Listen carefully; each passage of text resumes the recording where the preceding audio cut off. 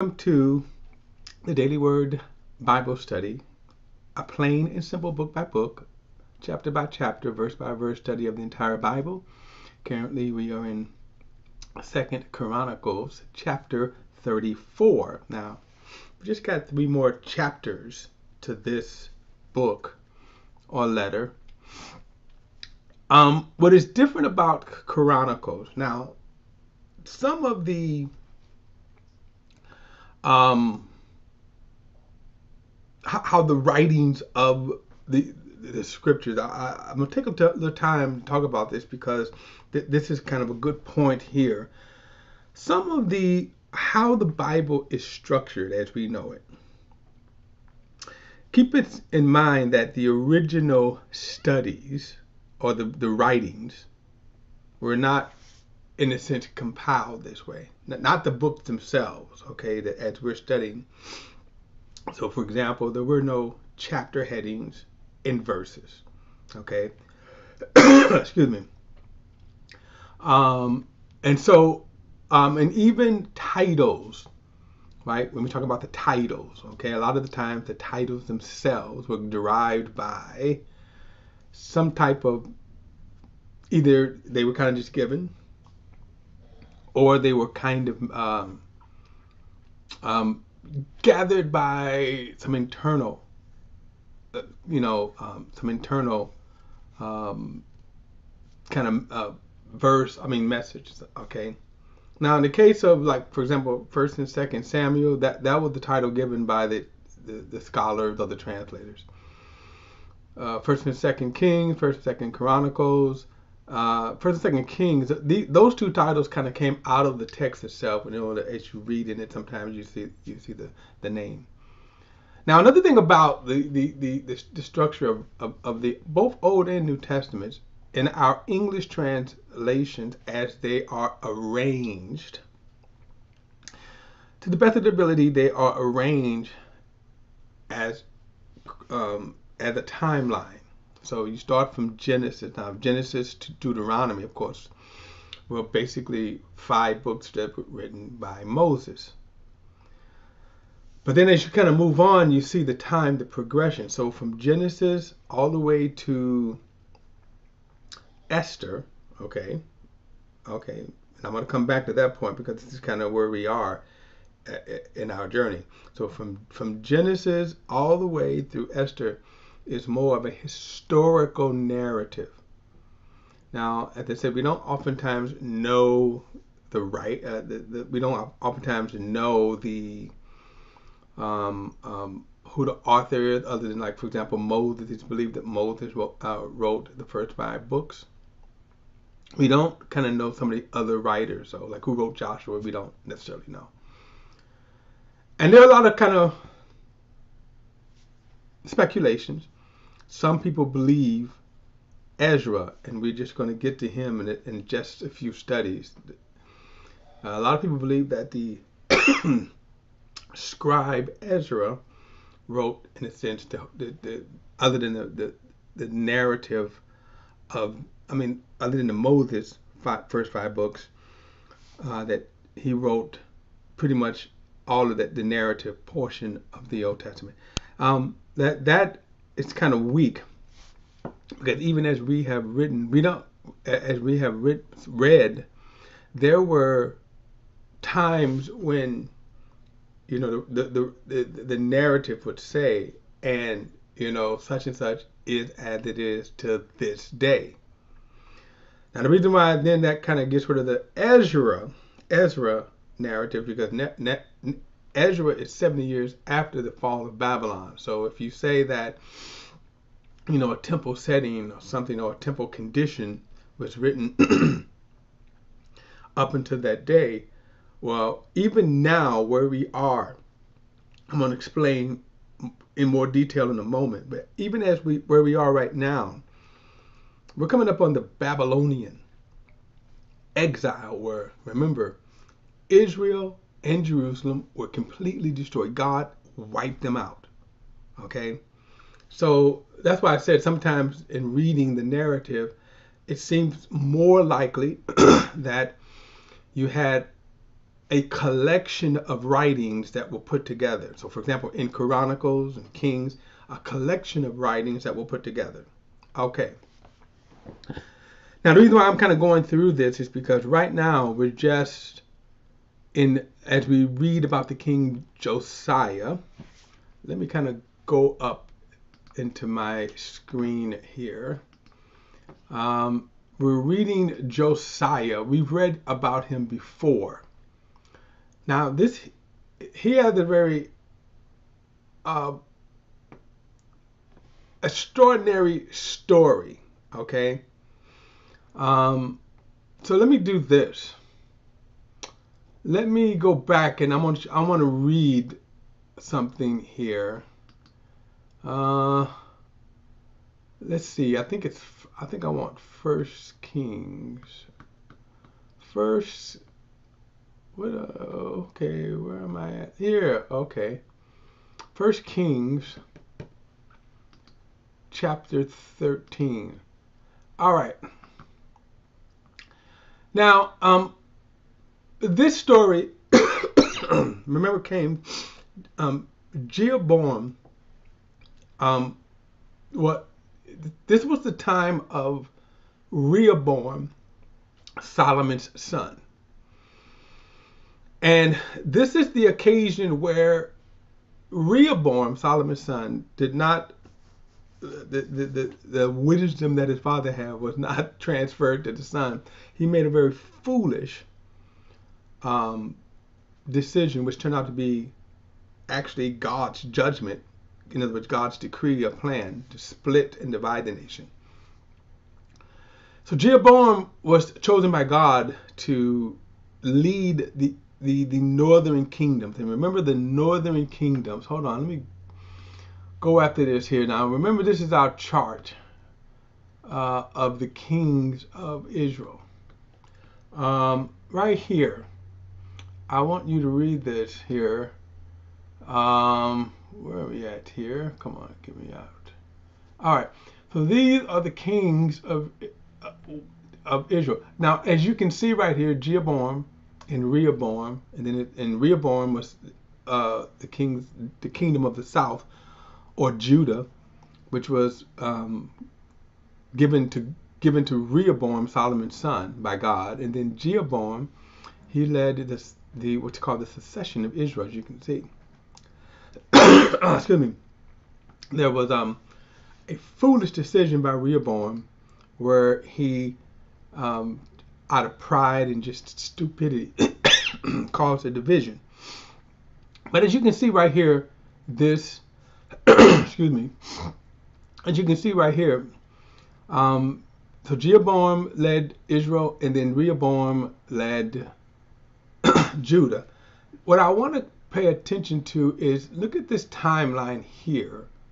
Jeroboam, and then look at the date. He reigned from BC 976 to 954. Now I want you to keep that date. And then let's go down to Josiah, which he comes on the scene at BC 640. Okay, and he reigned from BD 640 to BD 690. Now, of course, remember, BC time is kind of interesting because look at Zedekiah 59. So start with this. If you start with the birth of Jesus, okay, and this is why kind of BC time is funny because sometimes it's somewhat backwards. So BC time, start with the birth of Jesus, and then as you move back in time, that's how this time is counted, okay? As you move back, if you can see my arrow here, you can see when we get to Zedekiah, okay? So if you start with the birth of Jesus and you go back in time, you would have come to 586, and then you keep going back in time to 597, and you keep going all the way up. Now, if you reverse that, now if we're going to go in time heading towards Jesus, we would go the other way, right? We would kind of come back this way. And so just 586 years as we're moving, subtracting that, 586, we come to the birth of Jesus. Okay? So, all of this, the reason why I'm taking the time to talk about all of this is Josiah here, okay? Now, Jeroboam, even though God chose him, turned out to be one of the most wickedest kings that Israel ever had.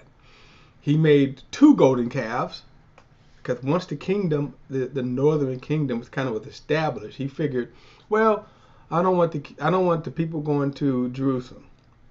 And so he made 2 golden calves and put them at 2 different locations in the northern kingdom side, and led the people in gross sin. And so in verse 1 it says here, a man of God came from Judah to Bethel by revelation from God while Jeroboam was standing beside the altar to burn incense. The man of God cried out against the altar by revelation from the Lord, altar, altar. This is what the Lord said. A son will be born to the house of David named Josiah. And he was sacrifice on you, the priests of the high places who are burning incense. Now, I want to stop there because notice that phrase. Now, I want you to see that here Josiah is is called by name. Okay, what? All right. Anyway, give me a hard time here. Excuse me. Josiah is come on, why are they doing this to me? Oh. All right, here we go. So Josiah, let me go back to my book here. When we come to this time, there we go. I got it. All right, when we come to now King Josiah, the time of King Josiah, there's a couple of things about this. The prophecy of Josiah, excuse me, I'm gonna come out of this for a moment. Excuse me, the prophecy of Josiah was over 300 years.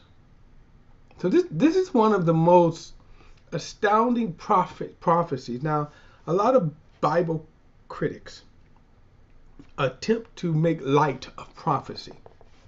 Okay, they attempt to make light of prophecy. And my thing is you can't. And unlike predictions, okay, so this is at best prediction. So you hear about the Nostradamus who predicted things. Reality, he did not predict a lot of stuff. What people do is they kind of add things to that. They supplement, they describe. So for example, if you hear a prophecy, well, you know, in 500 years, I see the twin brothers burning in the sky. Well, naturally, you could add New York's 9/11, the trade towers, right? Now, whether that's what he meant or not, you don't know. See, you're adding that. You're looking at that saying, oh, it must be a fulfillment of that.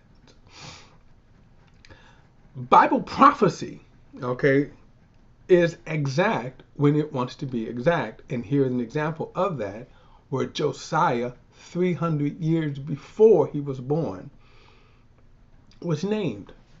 Okay? Now we're going to see some other prophecy as we move forward when we come to the writings of the prophet. Daniel, for example, in particular, the great image that Nebuchadnezzar saw, the prophetic picture. As you move through the book of Daniel, you see a prophetic picture. And you see it at different times too, during different kingdoms, okay? And that's prophetic. So the prophecies of Jeremiah, okay? So the prophecies of Isaiah, here's a good example. The prophecies of Isaiah excuse me, the prophecies of Isaiah were prophesied about 80 to 100 years before Jeremiah. Jeremiah prophecies is 70 years before Daniel. So again, remember, and when we look at the Bible, we oftentimes make a grave mistake about the Bible because we see here, a collection of books, but oftentimes what we don't realize is that that collection of books, it is a collection of books that's written over hundreds of years, periods of time. All right. So when we come to Josiah, the king Josiah here, let me go back to my chart for a moment. And where you're at, chart? Oh, okay. My computer's acting up here, but when we kind of look at the chart here, Josiah now is just, in terms of when we come to the end of his reign, he's just maybe 25 years before the fall of Jerusalem. Now, this prophetic word began in the prophecy of Isaiah. So go back to Hezekiah. And what you find is that this prophecy, about 80 to 100 years before, God began to warn them. Now, last time we read Manasseh sealed the doom. In other words, God said there's no turning back. The wickedness of Manasseh and the everybody during that time sealed the doom. Now with Josiah is, strange enough, it's going to be a small reprieve, a generation. And you can also say that it is the last good generation. The last generation before the brutal and cruel fall of Jerusalem. So Josiah, and I'll get into this. I'm gonna do a part 2 of this study because I wanted to do some background of this because this is time-wise. I want to kind of bring us up to speed here. That with Chronicles, what Chronicles going to do is, again, it's going to go to the fall of Jerusalem, and then we're going to have we're going to jump 70 years after the exile, and that I'll get more into that. But time-wise, I want us to be aware of this. So just 23, 25 years, Jerusalem falls, but during this time, there is a, you can say revival, a short revival, one of the last generations where you see this, Judah. Now, remember, Israel has already fallen, has been deported out of the northern kingdoms into the kingdom of Assyria. So now Judah is coming and will be destroyed. So I'm going to do part 2, guys, on this, and we'll study this and go into more of this. And again, I'm taking time only because the timeline here is important to understand. Now, we've studied Josiah before, and we'll read through. There's a couple other things I'm going to pick up in the next study when I actually read it, especially about a prophetess. Okay, so add that to there. When people say that God cannot use women, we're getting that in the next study. Don't forget to like and share this video and subscribe to BP, the Bible Perspective. As always, if you have a thought, a comment, add it to the comment section below. All comments are welcome. See you in part 2 of this study.